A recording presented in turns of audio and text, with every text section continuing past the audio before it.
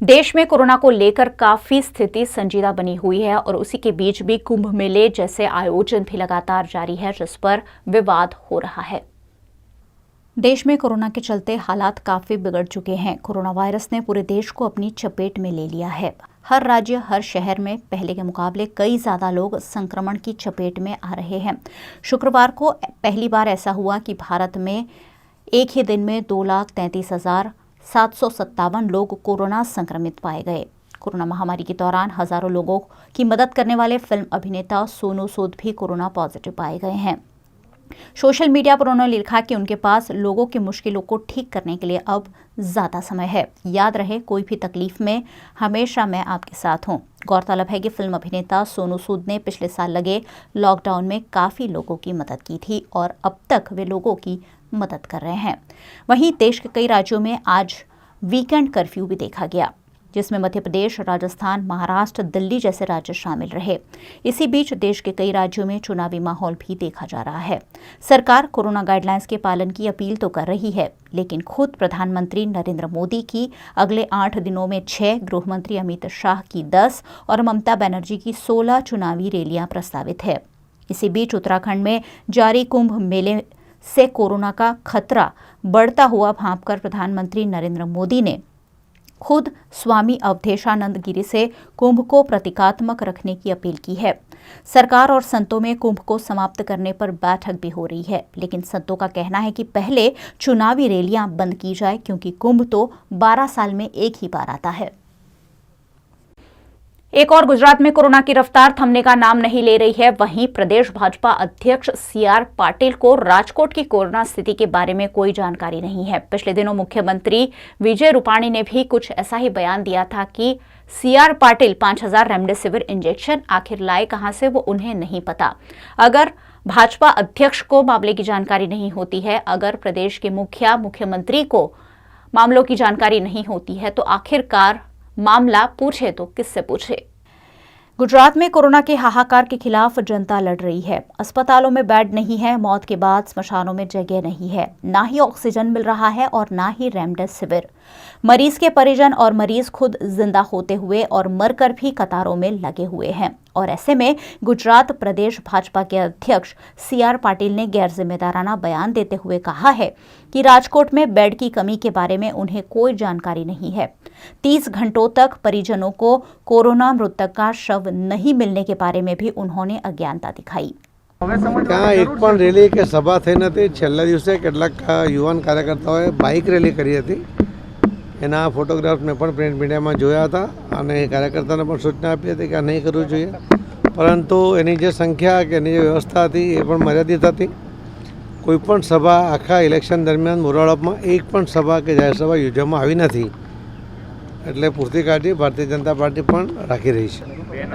આખા રાજ્યની અંદર ભારતીય જનતા પાર્ટી સરકારની સાથે રહીને મદદરૂપ બનવાનો પ્રયત્ન કરી રહી છે અને એટલા જ માટે અલગ અલગ જગ્યાએ અલગ અલગ આઇસોલેશન સેન્ટર કે ઓક્સિજનના બેડ સહિતની વ્યવસ્થા એ કોઈક જગ્યાએ NGO સાથે, કોઈક જગ્યાએ ભારતીય જનતા પાર્ટીના આગેવાનો પોતાની રીતે કરીને લોકોને મદદરૂપ થવાનો પ્રયત્ન કરી રહ્યા છે। હું જસદણ જે આજે જઈ રહ્યા છે, હું કાર્યકર્તાઓને ત્યાંના આગેવાનોને અભિનંદન આપું છું કે એમણે લોકોને આ તકલીફના સમયમાં સરકારની જે વ્યવસ્થા છે એમાં પૂરક બનીને લોકોને અગવડ ન પડે એના માટેના પ્રયત્ન કરી રહ્યા છે। સુરતમાં પણ લગભગ 1,500થી વધુ બેડ આઇસોલેશન સેન્ટર અલગ અલગ શરૂ થઈ ગયા છે। એમાં ઓક્સિજનની પણ ઘણી બધી જગ્યાએ વ્યવસ્થા છે। મને લાગે છે કે આ કપરો સમય છે, થોડા દિવસ એમાંથી બહાર આવવા માટે આપ સૌના સાથ અને સહકાર સાથે ચોક્કસ આપણે સફળ થઈશું અને જલ્દીથી આ દિવસોમાંથી બહાર આવી જઈશું, કોરોના પર વિજય મેળવીશું। બેડ ખૂટી રહ્યા છે, હોસ્પિટલોની અંદર સુવિધાઓ મળતી નથી, દર્દીઓને 30-30 કલાક સુધી મૃતદેહો છે તે પરિવારજનોને મળતા નથી। આવી સ્થિતિ મને ખબર નથી, પરંતુ હું માનું છું કે જે સરકારે હમણાં વ્યવસ્થા કરી છે, ઝડપમાં છેલ્લા દિવસોમાં જે પગલાં લેવાયા છે અને અચાનક આવેલી સ્થિતિને પહોંચી વળવા માટે તંત્ર પણ કામે લાગ્યું છે, તો જલ્દીથી આનો નિરાકરણ થઈ જશે એવો મને વિશ્વાસ છે। પાટીલ સાહેબ, હજી પણ ક્યાંક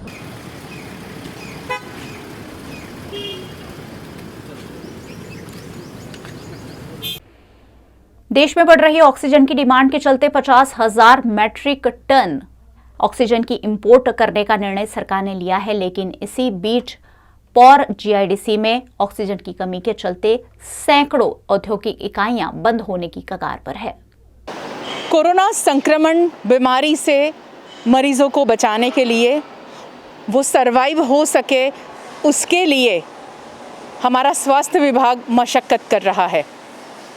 एक और बहुत ज़्यादा ऑक्सीजन की मात्रा की ज़रूरत आन पड़ी है, क्योंकि हर दिन कोरोना संक्रमितों की संख्या बढ़ती जा रही है।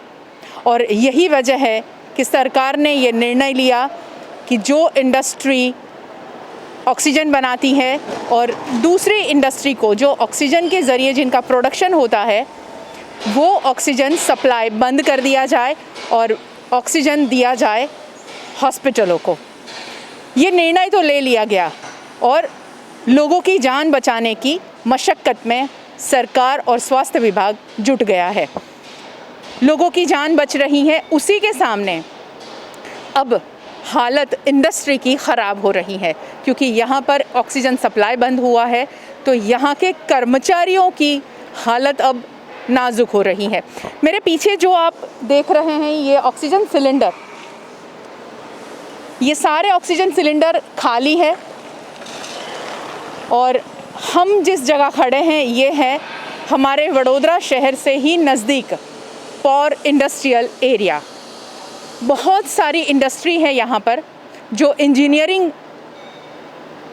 इक्विपमेंट बनाती है और यहाँ सबसे ज़्यादा ऑक्सीजन की ज़रूरत है। इन लोगों का कहना है कि पिछले 15 दिनों से यहाँ ऑक्सीजन सप्लाई कम हो गया था और अब बिल्कुल बंद हो गया है, तो कई इंडस्ट्री बंद हो गई है, काम नहीं चल रहा है।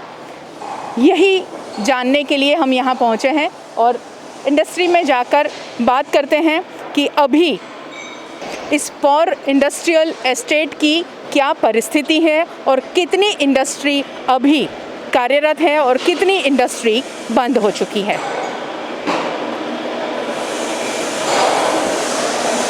ऑक्सीजन के बिना इंडस्ट्री में काम करने वालों की संख्या भी बहुत कम हो गई है और काम भी नहीं हो पा रहा है। ये जो आप प्लेट देख रहे हैं, ये सारी प्लेट कटिंग के लिए यहाँ रखी है, मगर ऑक्सीजन सप्लाई बंद है, इसीलिए ये काम यहाँ थमा हुआ है। पौर इंडस्ट्रियल एस्टेट के प्रेसिडेंट, वाइस प्रेसिडेंट और सेक्रेटरी हमारे साथ जुड़े हैं और उन्हीं से जानेंगे पौर इंडस्ट्रियल एस्टेट की अभी जो हालत है वो क्या है और किस तरह ये लोग अपने कर्मचारियों को सपोर्ट कर रहे हैं और किस तरह अपनी कंपनी को आगे बढ़ा रहे हैं। रवि सर, सबसे पहले आप ही से जानना चाहेंगे कि क्या हालात है अभी पूरी पौर इंडस्ट्रियल एरिया के।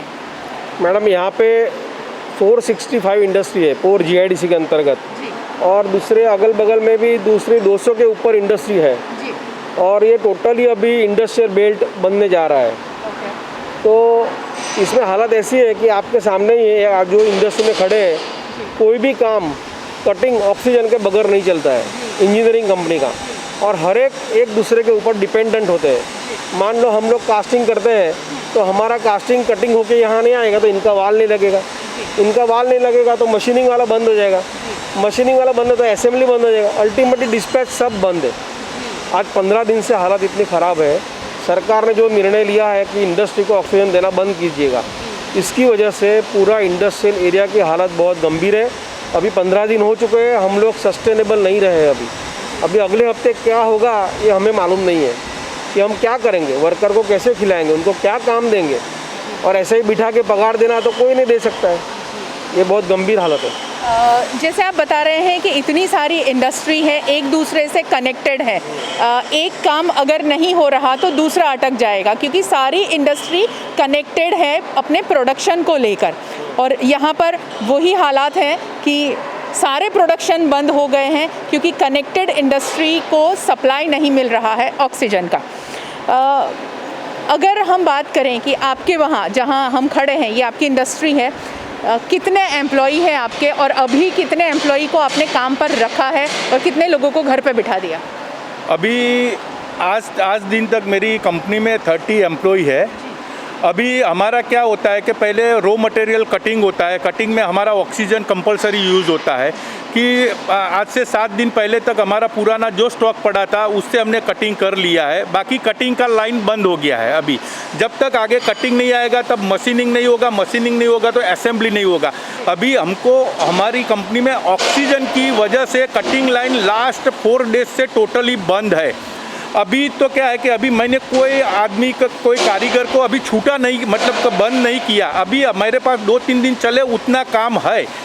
अभी 2-3 दिन तक तो मैं सबको ये कटिंग वाला काम नहीं है तो दूसरा काम देके चला पाऊँगा। अगर हमारी गवर्नमेंट से ये रिक्वेस्ट है कि भाई हाँ, हम मानते हैं कि कोविड में ऑक्सीजन की ज़रूरत है, आप उधर भी दीजिए और इंडस्ट्रीज़ को भी इंडस्ट्रीज़ का साथ में ख्याल रखिए। आप 60% हॉस्पिटल में दीजिए और 40% जितना ऑक्सीजन इंडस्ट्रीज़ को दीजिए तो इंडस्ट्रीज सर्वाइव कर पाएगी। अदरवाइज कटिंग ही नहीं होगा तो आगे की लाइन बंद हो जाएगी। अभी मेरे पास मैं बोला ना 5-6 दिन का काम बचा है मशीनिंग का, वो सब वो तब तक चलेगा। फिर बाद में मेरे को बैठना पड़ेगा, पूरी इंडस्ट्रीज को बैठना पड़ेगा, 30 आदमी को बिठाना पड़ेगा मुझे। अभी हमको बहुत तकलीफ हो रहा है। ऑक्सीजन ये जो प्लान बराबर नहीं हुआ कि जो प्लानिंग नहीं है इंडस्ट्रीज़ को सप्लाई की, उसकी वजह से हमको तकलीफ हो रहा है। और मेरे जैसी पॉर जीआईडीसी में 150 से 200 इंडस्ट्रीज में सेम प्रॉब्लम है, ऑक्सीजन की वजह से उनका काम रुक गया है। यानी कि हज़ारों की संख्या में जो एम्प्लॉई है, जो कर्मचारी है, वो बेरोज़गार हो जाएंगे अगर यही हालात आगे रहे तो।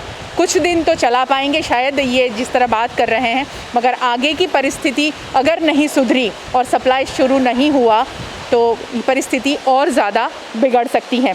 आप क्या कहेंगे, आपकी इंडस्ट्री में क्या हालात है? जो पॉर जीआईडीसी है वो पूरा इंजीनियरिंग है, तो बिना ऑक्सीजन वहाँ पे कुछ काम होगा नहीं। अगर अभी हमारे पास हफ्ते चले उतना काम था, अगर कल से ऑक्सीजन मिलना बंद हो गया और नहीं मिला तो हमको ना छूट के भी हमको आदमी को छुट्टा करना पड़ेगा।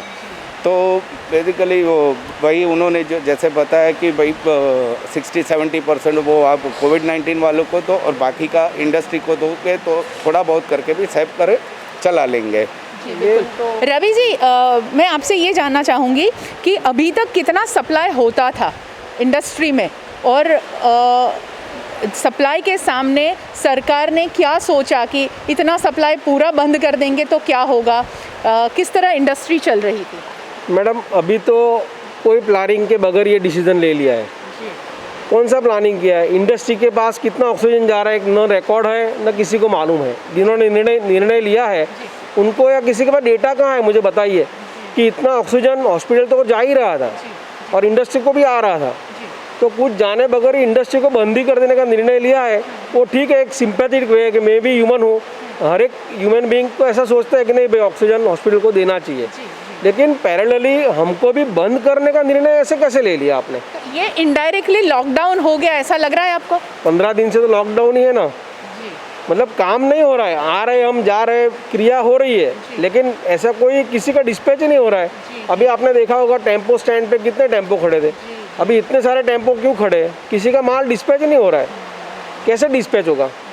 इंडस्ट्री को चलाने के लिए सरकार को ऑक्सीजन की प्लानिंग बहुत जल्दी करनी पड़ेगी। ये ऑक्सीजन, इसका नाम ही ऑक्सीजन है, अगर जिसका बंद कर दोगे वो मर जाएगा। हॉस्पिटल का बंद कर दो, हॉस्पिटल पेशेंट मर जाएगा, और इंडस्ट्री का बंद कर दो, इंडस्ट्री मर जाएगी। ये कोई लॉजिकल स्टेप नहीं है कि ऑक्सीजन बंद कर दो इंडस्ट्री को, यानी हॉस्पिटल बराबर चलेगा। इसका कोई अंदाज था अपने को? 1 साल से हम जूझ रहे हैं, और कितना दिन हमारा बंद करोगे ऑक्सीजन? कोई उसका कोई ठोस आपके पास कोई ये भी नहीं है, प्लानिंग नहीं है, डेटा भी नहीं है। दूसरी बात ऐसा है कि 24 आवर्स ऑक्सीजन मैन्युफैक्चरर को आप काम करने को बोलिए, जो भी मैन्युफैक्चरर है उनकी कैपेसिटी बढ़ाइए, बहुत कैपेसिटी होती है, उनको ओपन अप कराइए, और सारे इंडिया में जितने ऑक्सीजन मैन्युफैक्चरर है उनके पास से ऑक्सीजन जितना हो सके उतना लीजिए, और बाहर से भी इम्पोर्टेड ऑक्सीजन आता है वो भी मंगाइए। लोग 10 रुपया 15 रुपया पर केजी एक्स्ट्रा दे देंगे, लेकिन अपनी इंडस्ट्री बंद करेंगे ना मैडम, तो इतना दुख होगा ना, ये पगार कहाँ से दे पाएंगे? डिस्पैच ही नहीं होगा तो मुझे माल का पैसा कौन देगा? कि मरीजों की जान बचाने के लिए ये प्रयास है, तो यहाँ जो कर्मचारी है उनकी ज़िंदगी भी खतरे में आ जाएगी। उनकी ज़िंदगी खतरे में आ ही जाएगी ना। अगर हम तो रोज़ कमा के रोज़ बेचते और फिर पैसा देते सबको, तो जनरल जो इंडिया में ट्रेंड उसकी बात कर रहा हूँ। तो ऐसे तो रोज़ कमा के रोज़ खाने वाले जो वर्कर्स है तो उनको कोई हायर क्यों करेगा। और ऑक्सीजन की वजह से नए प्रोजेक्ट भी बंद हो गए।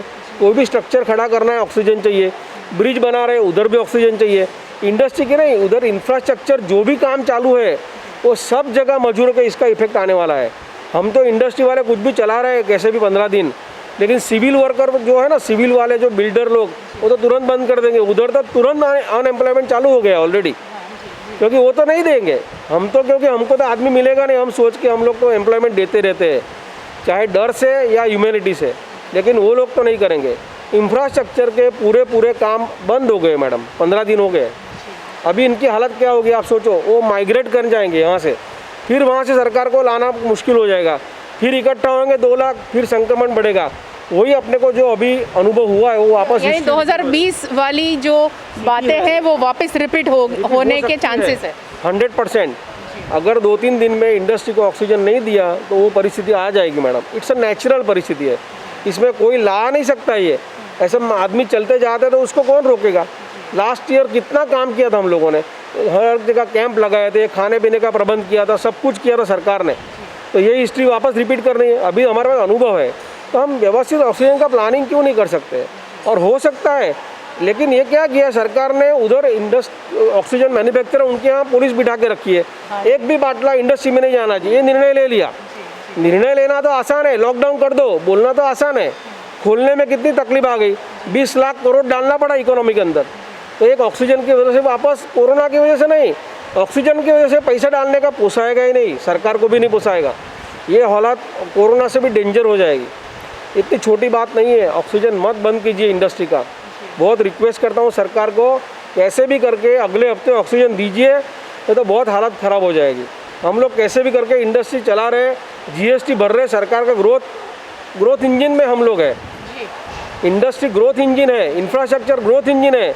तो ग्रोथ इंजन को बंद करके डिब्बे को क्या करोगे, गाड़ी खड़ा रखते, इंजन ही बंद कर रहे हैं आप लोग, पूरे डिब्बे खड़े हो जाएंगे सर, बहुत हालत ख़राब होगी। आप इसको गंभीरता से लीजिए, हमारा मैसेज सरकार को पहुंचाइए। इंडस्ट्री इंफ्रास्ट्रक्चर वाले का ऑक्सीजन मत बंद कीजिए मेहरबानी करके। कुछ भी उसका ऑप्शन है, सोचने से हर एक हल निकलता है। वैक्सीन नहीं थी, निकल गई ना, तो एक ऑक्सीजन का हल नहीं निकल पाएगा, 2 दिन में निकल जाएगा। लेकिन ऐसा आप दादागिरी करोगे कि एक भी इंडस्ट्री को ऑक्सीजन नहीं जाएगा, ये कैसा निर्णय है। थोड़ा बहुत तो देना ही पड़ेगा ना, ऐसा थोड़ी गलती किया हमने। महामारी से लड़ रहे हम लोग, सबको रोजी रोटी दे रहे, सबको सब कुछ कर रहे हैं, टैक्स भर रहे, ईमानदारी से काम कर रहे हैं, तो ऐसा निर्णय कैसा, ये वाजिब नहीं है। शायद आप लोग इनकी बातों से सहमत होंगे, क्योंकि अगर हम चाहते हैं, यानी सरकार ने जो आर्ग्यूमेंट किया है, जब लोगों ने लॉकडाउन का डिमांड किया, हाई कोर्ट भी कह रही है, हमारे स्वास्थ्य विभाग की ओर से भी बार बार कहा जा रहा है कि कुछ सोचिए, लॉकडाउन के बारे में सोचिए, तब सरकार एक ही आर्ग्यूमेंट कर रही है, इकोनॉमी को बैलेंस करने के लिए हम लॉकडाउन नहीं कर रहे हैं। और उसी के सामने अभी इकोनॉमी कैसे बैलेंस होगी जब ये परिस्थिति होगी इंडस्ट्री की। 200 से ज़्यादा इंडस्ट्री को इफ़ेक्ट हुआ है, सिर्फ एक इलाका, ये तो सिर्फ वडोदरा शहर के एक जगह की हम बात कर रहे हैं, बाकी कैसे हालात होंगे आप सोचिए।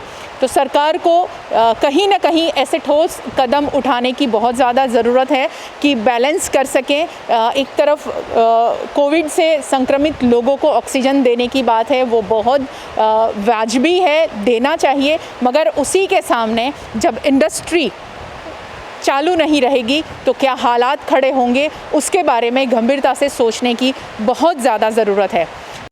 कोरोना महामारी के चलते पिछले 1 साल से एमएस यूनिवर्सिटी की पढ़ाई ऑनलाइन हो रही है और इस वर्ष एमएस यूनिवर्सिटी का कॉन्वोकेशन समारोह भी ऑनलाइन ही आयोजित किया गया। कोरोना महामारी के चलते विश्व प्रसिद्ध एमएस यूनिवर्सिटी का 69वां कॉन्वोकेशन समारोह ऑनलाइन आयोजित किया गया। एमएस यूनिवर्सिटी के दीप ऑडिटोरियम में सिर्फ 20 लोगों की उपस्थिति में कार्यक्रम आयोजित हुआ, जिसमें मुख्य अतिथि के रूप में यूएसबी के संशोधक अजय भट्ट और छात्र ऑनलाइन जुड़े। एमएसयू प्रबंधन की ओर से examination head Darshan Maru, MS university की chancellor Rajmata Shubhangini Devi Raje Gaekwad, vice chancellor professor Parimal Vyas, senate और सिंडिकेट सदस्यों की उपस्थिति रही। समारोह में 14 फैकल्टी के 13,642 छात्रों को डिग्री दी गई। जिसमें 285 छात्रों को गोल्ड मेडल मिले। गोल्ड मेडल हासिल करने वाले छात्रों में 181 छात्राएं और 104 छात्र शामिल रहे। इस मौके पर राजमाता ने सभी को शुभकामनाएं दी और कोरोना महामारी के दौरान सुरक्षित रहने का संदेश भी दिया।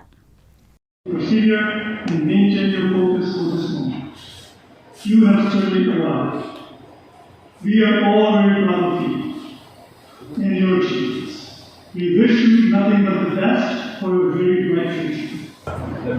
इन परिस्थितियों में भी हमने ये कॉन्वोकेशन कर सके, तो ये मुझे एक विश्वास है और इसका एक सेटिस्फैक्शन है। श्री अजय भट्ट हमारे चीफ गेस्ट थे। उन्होंने अमेरिका से सबको कॉन्वोकेशन एड्रेस दिया। वो भी हमारे एक बहुत डिस्टिंग्विश एलुमनाई थे और हम उनसे जुड़ सके, इसकी हमारे लिए खुशी है। और इसी माध्यम से जो स्टूडेंट्स यहाँ आ नहीं सके या जो देख नहीं सके, ये प्रोग्राम अभी भी हमारे यूनिवर्सिटी चैनल में रहेगा और वो इसका देख सकेंगे और उनको जिनको डिग्री मिला है उनको वो देख सकेंगे। इसी माध्यम से मैं सबको मेरी शुभेच्छा देती हूँ। મારી એક વિનંતી એવી છે કે યુનિવર્સિટી કોઈપણ વિદ્યાર્થી પોતાની ડિગ્રી લેવા યુનિવર્સિટી ઉપર વ્યક્તિગત રીતે ન આવે, અમને થોડોક સમય આપે, ખૂબ સાવચેતીપૂર્વક એનું ડિગ્રી સર્ટિફિકેટ એમને જ મળે એની વ્યવસ્થા વિશ્વવિદ્યાલય આવતા અઠવાડિયેથી ગોઠવી દેશે।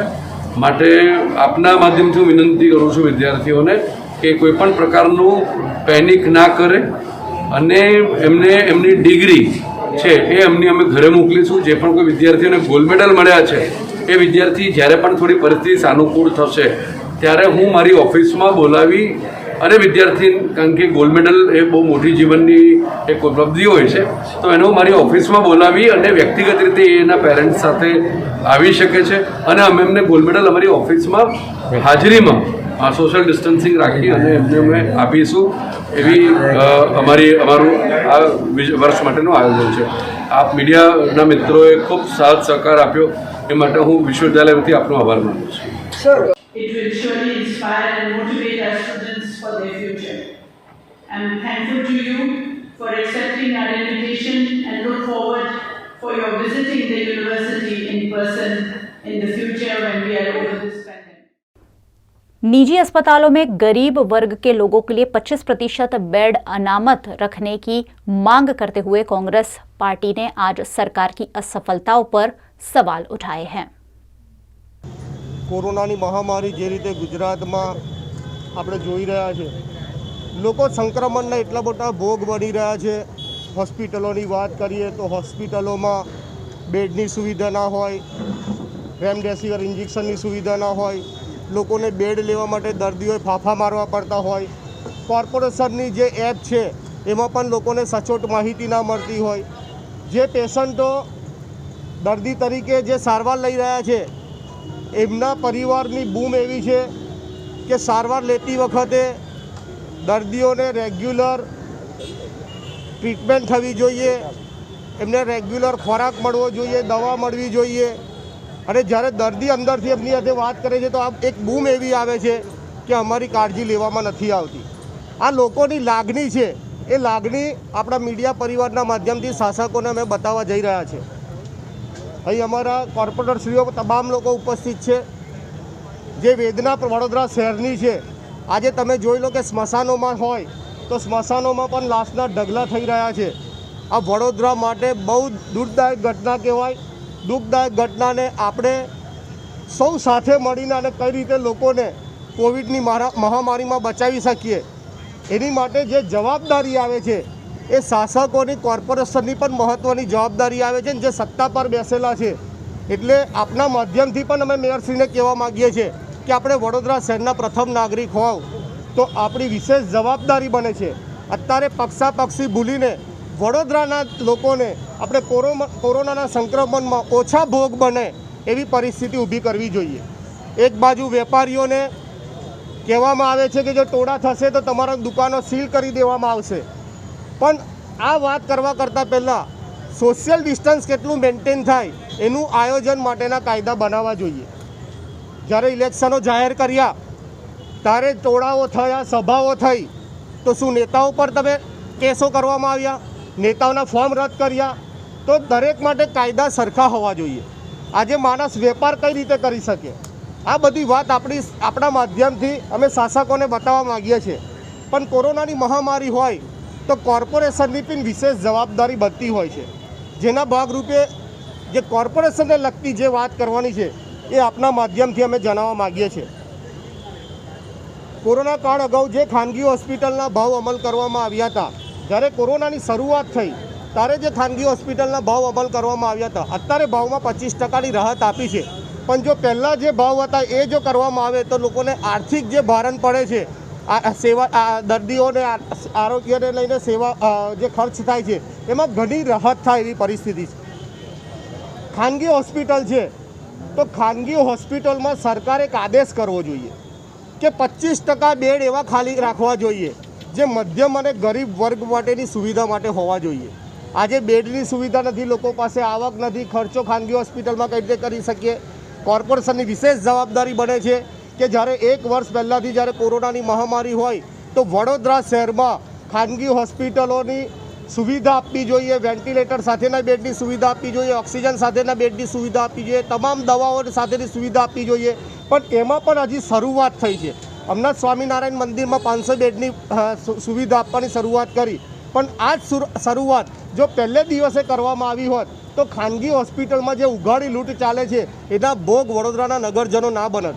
પણ આજે પણ એવી પરિસ્થિતિ, આજે પણ કોર્પોરેશન ધારે તો કોરોના આજે નથી ગયો, કાલે નથી જવાનો. કોરોનાની જ્યાં લગીને વેક્સિન નહીં શોધાય ત્યાં લગીના મહામારીનો આપણે બધાએ સામનો કરવાનો છે.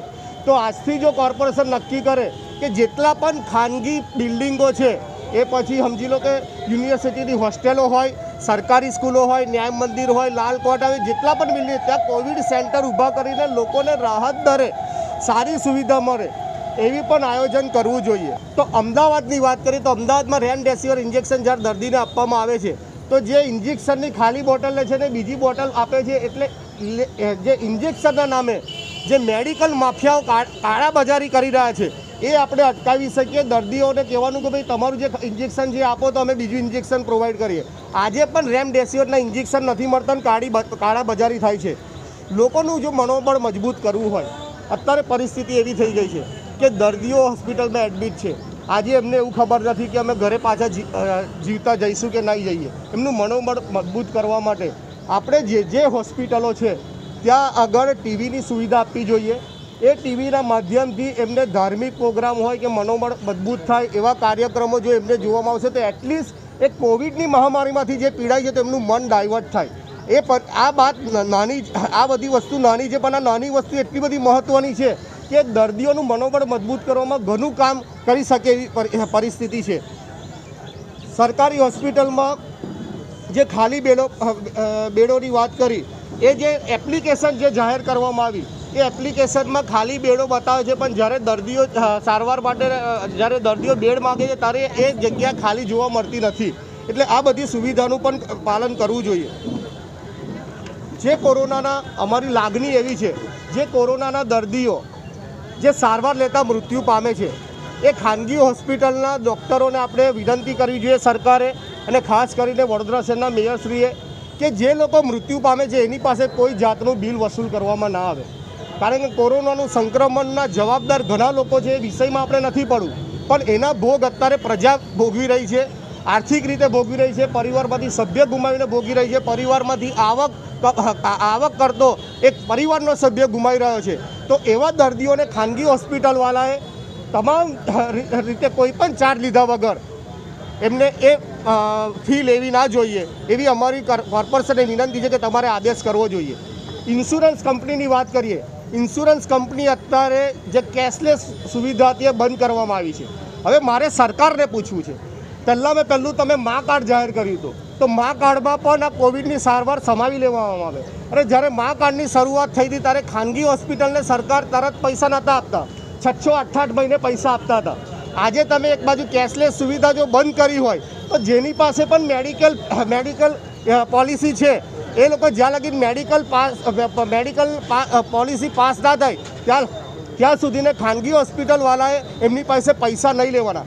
જેથી એમને એક આર્થિક પણ સહાય તંત્ર દ્વારા મળી શકે છે। આ બધું આદેશ કરવાની વાત છે કે જે શાસકો છે એમને આ બાબતે આદેશ કરવો જોઈએ। ના મિત્રો, આ કોર્પોરેશન આ 1 વર્ષની ઉપર થયું કોરોના મહામારીનું। કોરોના મહામારીના 1 વર્ષની અંદર જે રીતે કોરોના આ દેશમાં લાવનાર કોણ, પહેલો પ્રશ્ન ઊભો થાય છે। WHO રિપોર્ટ જાન્યુઆરીમાં આવ્યું, માર્ચમાં આપીને આપણે નમસ્તે ટ્રમ્પ કર્યું। એમાં 16 લાખ પ્રવાસીઓ આ દેશમાં આવ્યા જ્યાં કોરોના ફેલેલો હતો। આ જ રીતે 1.25 લાખ મોઢેરા સ્ટેડિયમમાં લોકો ભેગા થયા। ધીમે ધીમે આ કોરોના આખા દેશમાં ફેલાયું, આખા વિશ્વમાં કોરોના છે। પણ કોર્પોરેશનની સંપૂર્ણ જવાબદારી આરોગ્યની છે। તો કોર્પોરેશનના જે મેડિકલ ઓફિસર છે એની પાસે રેમડેસિવિરનો એક પણ ઇન્જેક્શન નથી, એક પણ બેડ નથી કોર્પોરેશનની અંદર, કોર્પોરેશનની પાસે કોઈ દવા નથી। તો પછી કોર્પોરેશન 100%ની જવાબદારી કઈ રીતે ઉપાડે? એક વાત, દવાખાનાની અંદર એક બેડ ખાલી નથી, દરેક પ્રાઇવેટ દવાખાના ફૂલ છે, સરકારી દવાખાના ફૂલ છે। પણ ઘરની અંદર ક્વોરન્ટાઇન થયેલા લોકોને શું રેમડેસિવિરને ઇન્જેક્શનની આ સરકાર વ્યવસ્થા કરે છે? તો નથી કરતી। એમને લઈ જવાની વ્યવસ્થા કરે છે? તો નથી કરતી। મારું એવું માનવું છે કે કોરોના ગાઈડલાઇન પ્રમાણે જે લોકો ઘરની અંદર છે, ક્વોરન્ટાઇન થયા છે, એમના માટે આ સરકાર પાસે કોઈ વ્યવસ્થા નથી। ઘરમાં જો માણસ મરી જાય તો એને એમ્બ્યુલન્સ નથી મળતી, એ બી કોઈ વ્યવસ્થા નથી। સરકારની જવાબદારી બને છે કે કોરોના જે રીતે ફેલાયું છે અને જે રીતે તમે અર્થતંત્ર આખું તૂટી ગયું છે, તમે જુઓ બેડ ના મળે, તમે જુઓ દવા ના મળે, તમે જુઓ ઓક્સિજન ના મળે, સરકારી દવાખાનામાં પોતાના પરિજનોને જોવાની કોઈ વ્યવસ્થા નહીં, અંદર 6 કલાક સુધી પાણી ના મળે। આ તમામ રોજે 100, 150, 200 માણસ મરતા હોય અને તમે આંકડા 2-4 બતાડતા હોય તો આ વડોદરા શહેરના તમામ નાગરિકોને જાગવાની જરૂર છે। અને સરકાર જે લોકો કોરોના વાયરસમાં મર્યા છે અને કોરોનાથી મર્યા છે એને સરકારે 25-25 લાખ રૂપિયા આપવા જોઈએ, એવી તમામ અમારી માંગ છે। અહીંયા મેયર જેમની પાસે જવાબદારી છે એ પોતે મધ્યસ્થતા કરે અને કોર્પોરેશનની અંદર રેમડેસિવિર ઇન્જેક્શન મંગાવે। ગરીબ ઝોપડપટ્ટીમાં જે લોકો મરી રહ્યા છે, જે લોકો વસાહતમાં મરી રહ્યા છે, જે સામાન્ય નાગરિક મરી રહ્યા છે, જે ફિક્સ પગારના લોકો મરી રહ્યા છે, એમના માટે સારી વ્યવસ્થા કરે। જેને કોઈ સ્વામિનારાયણ મંદિરવાળાએ 500ની વ્યવસ્થા કરી। આ શહેરની અંદર ઘણા એવા દાતા છે, ઘણા એવા એનજીઓ છે જે વ્યવસ્થા કરવા માટે તૈયાર છે, પણ અહીંયા પબ્લિસિટીની જરૂર નથી। સરકારે લોકોએ ભેગા મળીને લોકોની જાન બચાવવાની જરૂર છે। લોકો ફિલ્ડમાં ઉતરે। તમે તો ખાલી ને ખાલી આ અહીંયા મળી જશે, મેં ફોન કરું તો અહીંયા દેવેશ પટેલ બોલે કે મારી પાસે તો કોઈ ઇન્જેક્શન નથી, ડૉક્ટર રાવ બોલે તો બોલે કલેક્ટર પાસે જવાનું છે। અલા તો પછી આ અમારા મેડિકલ ઓફિસર ગાળો ખાવે, જેની પાસે રેમડેસિવિર જ નથી, જેની પાસે કોઈ વ્યવસ્થા જ નથી, તો લોકો એને ગાળો દે। અહીંયા રાવને કહો તો કે કલેક્ટર પાસે છે, કલેક્ટર પાસે કહો તો બોલે અમે વ્યવસ્થા કરીએ છીએ। શું વ્યવસ્થા કરીએ છીએ? દિવસે લોકો મરતા હોય અને તમે ખાલી વાર્તાઓ કરો છો, મિટિંગો કરો છો। એ મિટિંગો બંધ કરો, તમામ દવાઓ પ્રોવાઈડ કરો, તમામ ઇન્જેક્શનો પ્રોવાઈડ કરો, લોકોને વ્યવસ્થા કરો। તો કોરોનામાં જે સફળાયા છે તેમને દવાખાનામાં એડમિટ કરવાની વ્યવસ્થા કરો। જો કોરોના ઘરમાં છે એમના માટે દવાની વ્યવસ્થા કરો, એવી કોંગ્રેસ પાર્ટી માંગ કરે છે।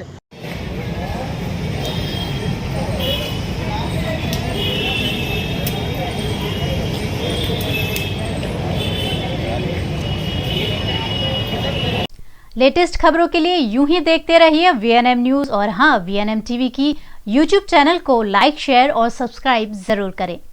और हाँ, इस बेल आइकन को दबाना ना भूलें। इसे प्रेस करते ही आपको मिलेगी VNM टीवी YouTube चैनल की सारी नोटिफिकेशंस और आप रहेंगे खबरों से अपडेटेड।